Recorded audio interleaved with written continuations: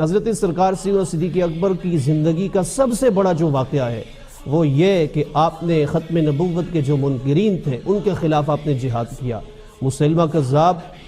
اس کی 150 سال عمر تھی، یہ انتہائی کذاب تھا، مکار تھا، اور اس نے اعلان نبوت تو جھوٹا اعلان نبوت، کیونکہ حضور نے فرمایا میرے بعد ایسے لوگ آئیں گے کہ جو نبی ہونے کا دعویٰ کریں گے، انا خاتم النبیین لا نبی بعدی، میں رب کا آخری نبی ہوں اور میرے بعد کوئی نبی نہیں آئے گا۔ لیکن اس نے حمایت جو ہے وہ نبی پاک صلی اللہ علیہ وسلم کے ظاہری وصال کے بعد لوگوں سے حاصل کی۔ سرکار صدیق اکبر رضی اللہ تعالیٰ عنہ نے قانون بنایا ہوا تھا کہ کوئی بھی بدری صحابی کسی جنگ میں نہیں جا سکتا، یہ حضور کے تبرکات ہیں، تو لہٰذا ان کا دیدار کرتے رہو۔ لیکن ختم نبوت کا مسئلہ ایسا حساس مسئلہ ہے کہ اس پر جو ہی حملہ ہوا تو آپ نے اپنا بنایا ہوا قانون توڑ دیا، کہا کہ اب چاہے بدری ہے یا غیر بدری ہے وہ حضور کی ختم نبوت کے تحفظ کے لیے یمامہ کے مقام پر پہنچے، اور اللہ نے مسلمانوں کو فتح عطا فرمائی۔